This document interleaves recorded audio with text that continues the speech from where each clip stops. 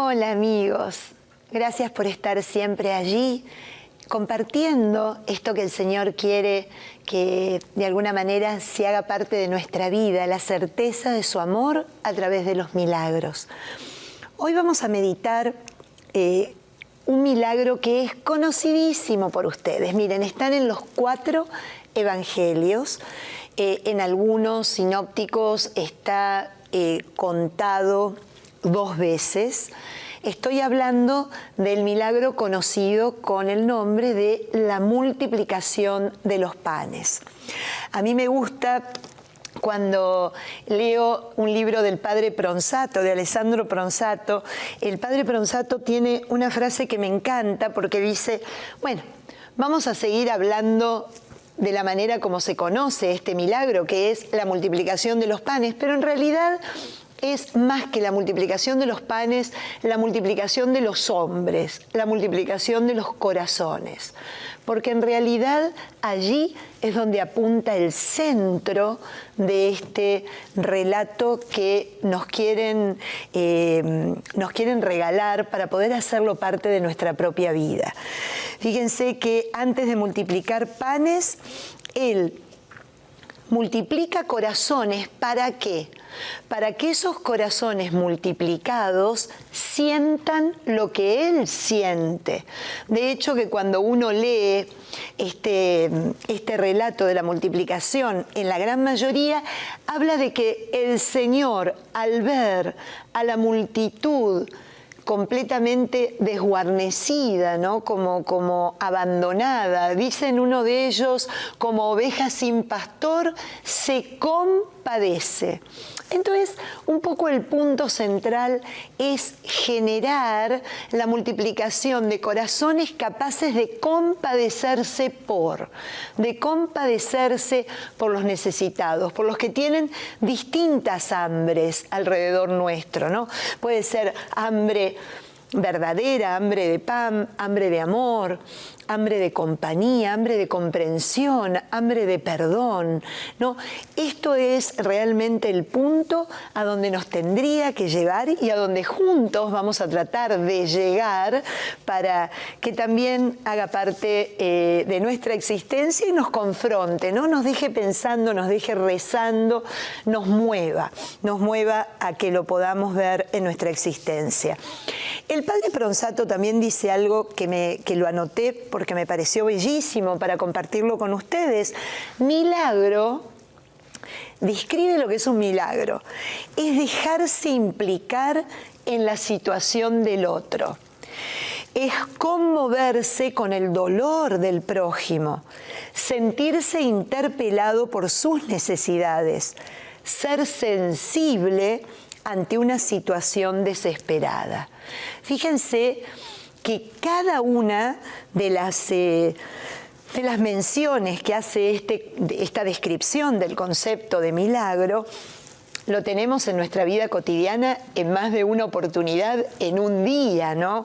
¿Quién no está frente al otro que viene a traerle su propia situación, que viene a contarle, que viene a pedirle ayuda, que viene a compartir un dolor, una angustia, una desesperación, una adicción, ¿no?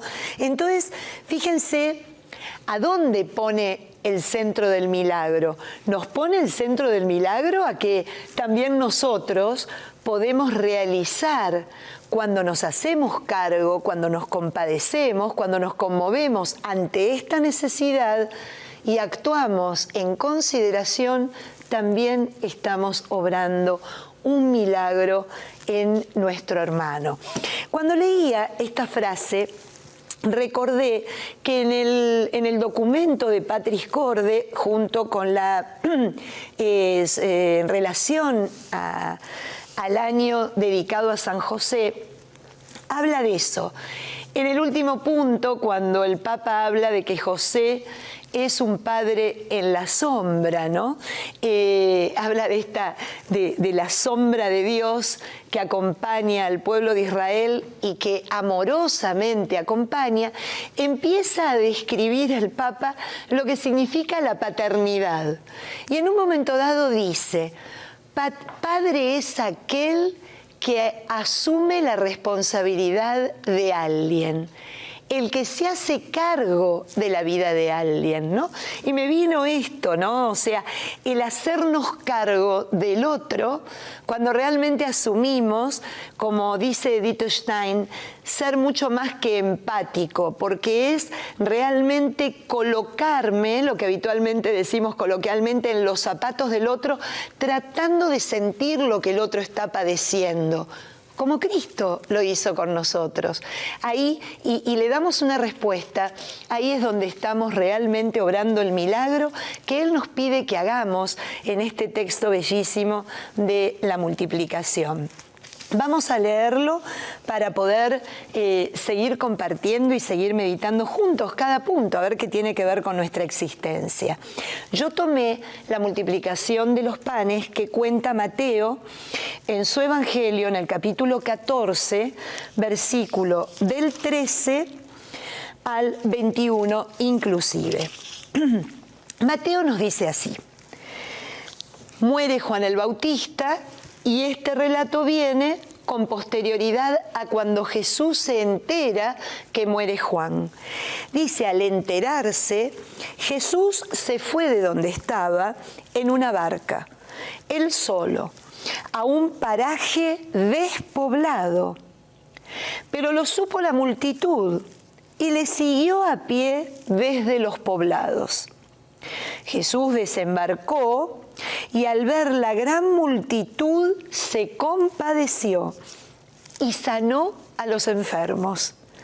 Al atardecer, los discípulos le fueron a decir: el lugar es despoblado y ya es tarde. Despide a la multitud para que vayan a los pueblos a comprar algo de comer. Jesús les respondió: no hace falta que se vayan, denle ustedes de comer. Respondieron: aquí no tenemos más que 5 panes y 2 pescados. Él les dijo: tráiganlo. Después mandó a la multitud sentarse en la hierba, tomó los 5 panes y los 2 pescados, alzó la vista al cielo, dio gracias, partió el pan y se lo dio a sus discípulos. Ellos se lo dieron a la multitud. Comieron todos, quedaron satisfechos, recogieron las sobras y se llenaron 12 canastos. Los que comieron eran 5.000 hombres, sin contar las mujeres y los niños. Palabra del Señor. Gloria a ti, Señor Jesús. Fíjense qué belleza, cómo va increyendo, ¿no?, el tema y a dónde nos quiere llevar. Primero, según lo que cuando uno lee todas las multiplicaciones de los panes a lo largo de los sinópticos y también en el de Juan, en realidad no se habla de un lugar puntual, solamente Lucas dice que era la localidad de Betsaida, ¿no?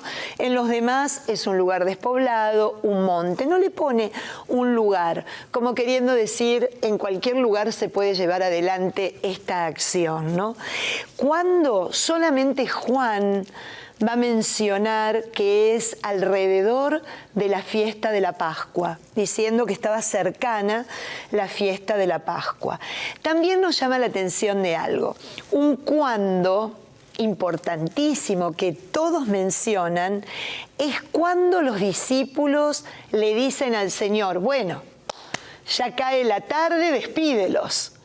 Ese caer la tarde, ese atardecer, quiere mostrar también un atardecer en la intención, un atardecer con respecto a la fe y con respecto a esta fe encarnada.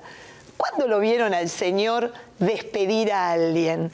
Como dice uno de los autores que estaba leyendo, por lo general Jesús no se toma el tiempo para despedir, sino que siempre se toma el tiempo para acoger, nunca para decir que nos vayamos, siempre para acogernos, siempre para llevarnos hacia sí. Entonces, ese atardecer en el cuándo tiene mucho que ver, ¿no? Porque cuando también nosotros podemos caer en la tentación que a través, porque claramente está hablando de una obra también eclesial, de una obra comunitaria, de una acción apostólica, podemos terminar una charla de Biblia o podemos terminar algún grupo de oración, un rezo del rosario o alguna reunión que nos convocaron para tratar de trabajar sobre un punto determinado, y cuando se termina es como si estuviéramos terminando un trabajo, como si nada nos ligara amorosamente ni a la intención, ni al momento, ni al dónde, ni en lo que somos iglesia y que tenemos que tener esta multiplicación en nuestro corazón de darnos cuenta que hay otro allí que necesita algo de nosotros, y lejos de despedirlo tenemos que tener esta intencionalidad de recibirlo, de acogerlo y de acompañarlo. Así que ese atardecer hay que tomarlo muy, muy en serio, ¿no? Como signo desde la fe. El motivo, muy probablemente, coinciden todos los exégetas, que puede tratarse de un deseo del Señor, porque viene sanando, viene enseñando, viene dando a conocer, y un poco también debe de haberle repercutido la muerte de Juan el Bautista, como que busca un momento de descanso. Bueno, vayámonos a un lugar despoblado, necesitamos descansar. En otra oportunidad vemos cómo le incita a ese descanso. Vengan a mí, cuéntenme, vengan acá, vengan a descansar, ¿no? Cómo es necesario. El motivo podría ser el deseo de Jesús de irse a descansar. Pero ahí aparece un pero. Se entera la multitud y llega antes. ¿Y qué hace el Señor? No vemos a un Señor fastidiado. ¡Qué barbaridad! ¿Quién les dijo que iba a estar acá? La verdad que hoy es mi día libre. ¿Cómo puede ser que no tengan consideración? No, nada de eso, ¿no? Jesús en los evangelios sigue mostrando esta cosa de dar hasta el fondo, de dar hasta el final, como dice en otra parte por la viuda, de dar hasta que duela, ¿no? De dar hasta lo que no se tiene, de darlo todo, de darse a sí mismo. No hay reclamo, sino todo lo contrario. Responde con compasión, curando enfermos, nos dice Mateo, cura a los enfermos. En algunos evangelios dice, hay una compasión tan grande porque realmente los ve descarriados. Como ovejas sin pastor, no saben ni a dónde ir, ni de dónde venir, ni dónde conseguir, como dice en el Buen Pastor, pastos frescos con qué alimentarse, ¿no? Realmente desguarnecidos, a la buena de Dios, como solemos decir en el dicho popular. Les enseña también, cuando los encuentra, les enseña, no solo los va a alimentar dentro de un ratito, sino que antes les enseña sobre el reino de Dios, les dice de qué se trata, les alimenta espiritualmente con esa palabra que nace de la boca de Dios, ¿no? Para realmente terminar con toda la necesidad que traen en su corazón. Claro, cuando termina toda esta parte bonita, donde el Señor los recibe, los sana, les enseña, se compadece, etcétera, etcétera, etcétera, sus amigos le dicen, bueno, ya es hora de cerrar, es hora de irnos, estamos cansados, ¿no? Que se vayan,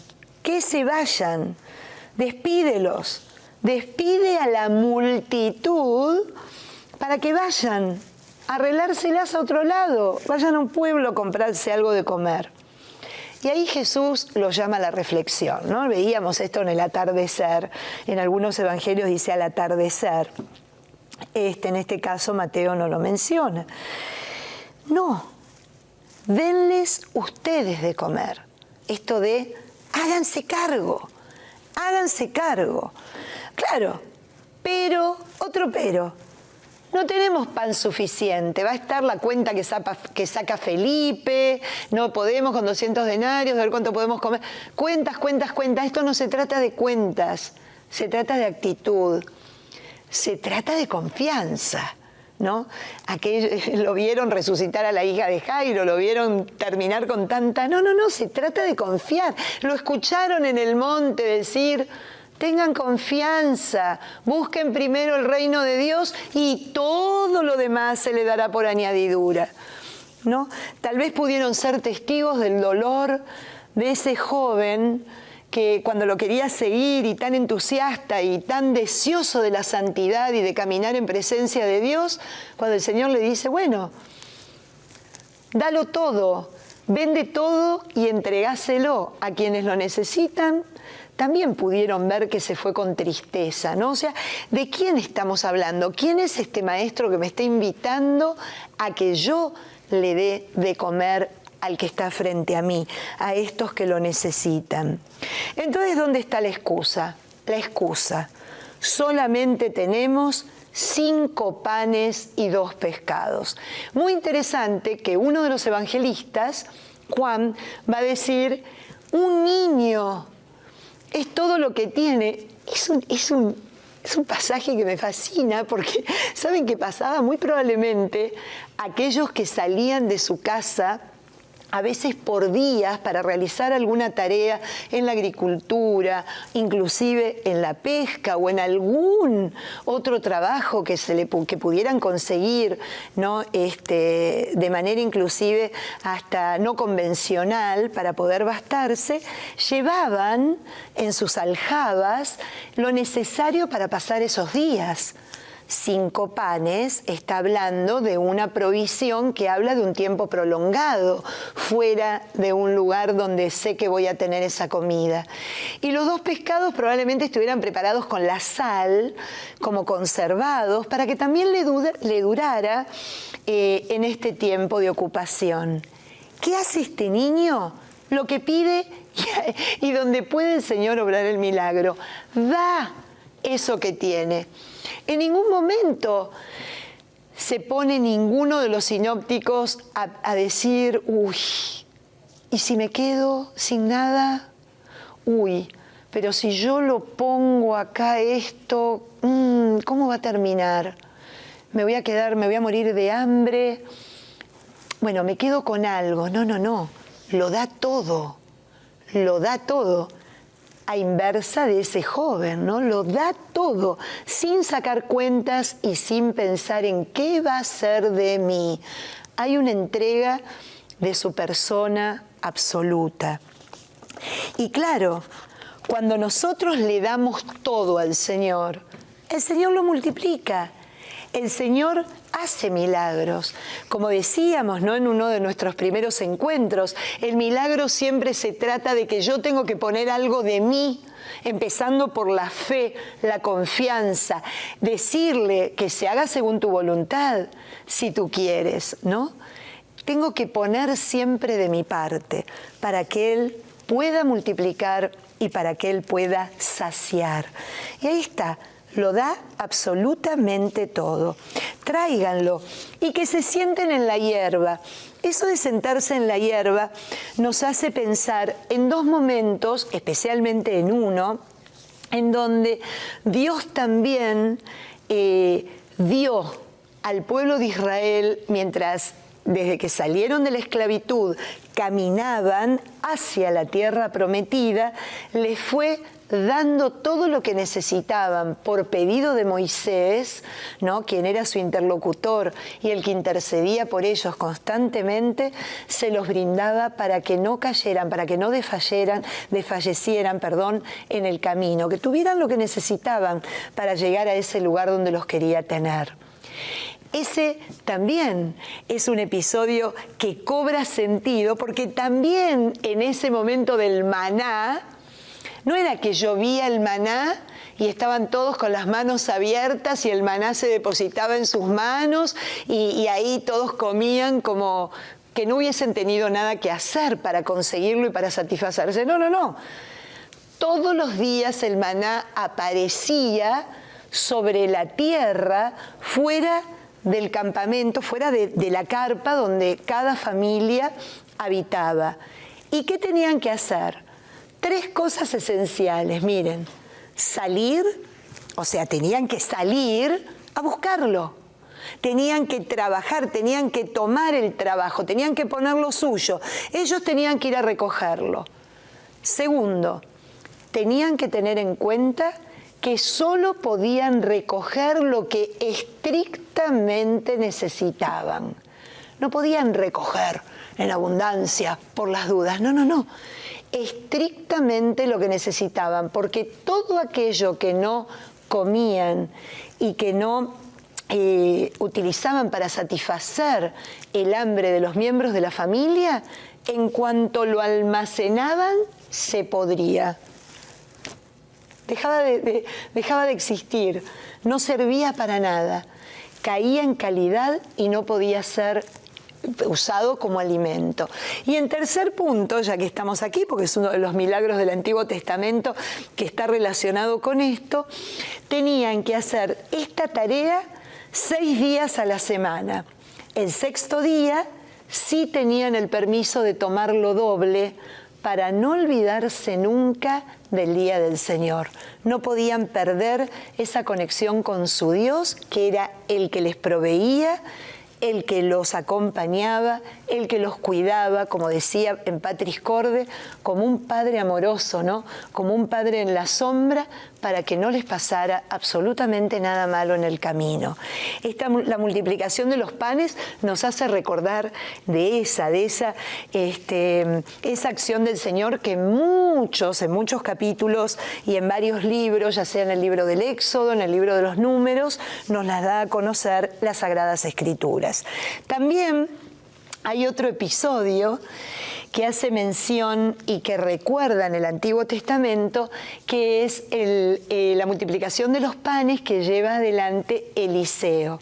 Eliseo se encuentra con un grupo de personas muy pobres, muy pobres, y le habían traído 20 panes de las primicias. Y al ver a estas personas que estaban frente a él, sintió, se conmovió, se compadeció y se los dio. Y esos 20 panes alcanzaron para alimentar a 100 personas, que eran las que estaban alrededor de Eliseo, ¿no? Eliseo y del grupo que estaba con él. Pero Eliseo hace una mención en el libro de los Reyes que tiene que ver con esto de la multiplicación que acabamos de ver. Comerán y sobrará, dice Eliseo.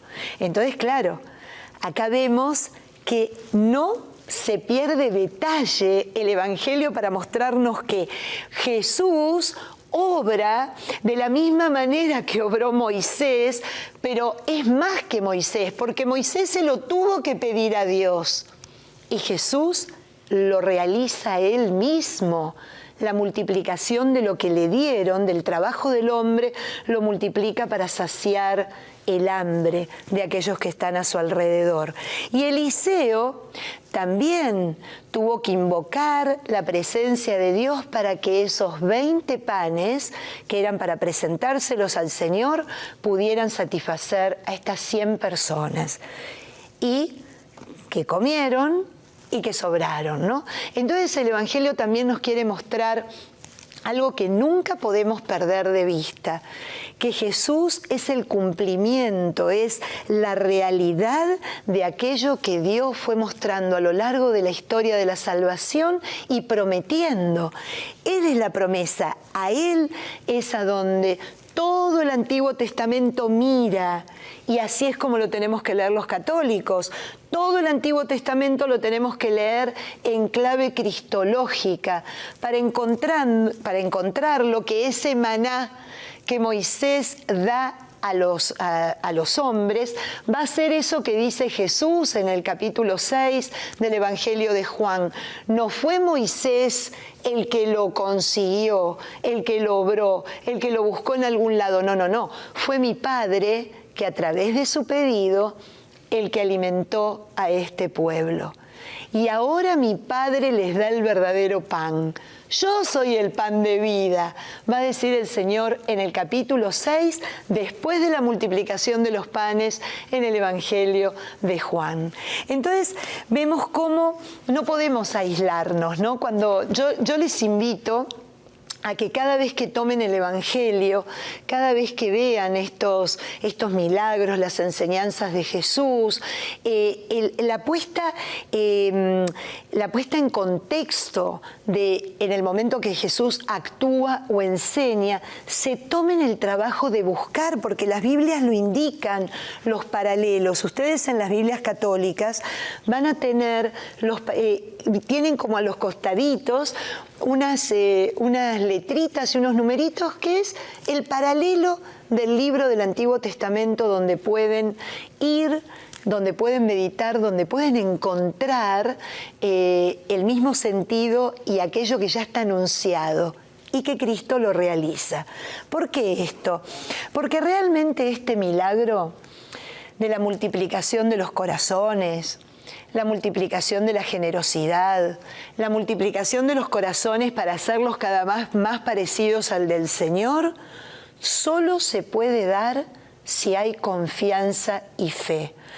Entonces, cuando yo voy al Antiguo Testamento y veo anunciado algo que ahora me lo encuentro en realidad aconteciendo en la persona de Cristo, no me queda otra que decir: el Dios de la promesa, el Dios que le dijo a Abraham, sal de tu tierra, es un Dios que cumple, es un Dios que no deja varado a nadie, es un Dios que realmente no se hace como, no se esconde, ¿no? Siempre está mostrándonos la cercanía, como inclinado sobre nuestra necesidad y acompañándonos, especialmente en los momentos de mayor necesidad. Así que bueno, creo yo que además de ser la multiplicación de los panes, una auténtica alusión a lo que va a ser la Eucaristía, a lo que va a ser, ya que lo menciona, ¿no? Tomó el pan, dio gracias, lo bendijo y lo partió y se lo dio a los apóstoles para que se lo entregaran. Es una clara mención de que cuando nos alimentamos con su pan, cuando nos alimentamos con su cuerpo, nos alimentamos para ser como Él.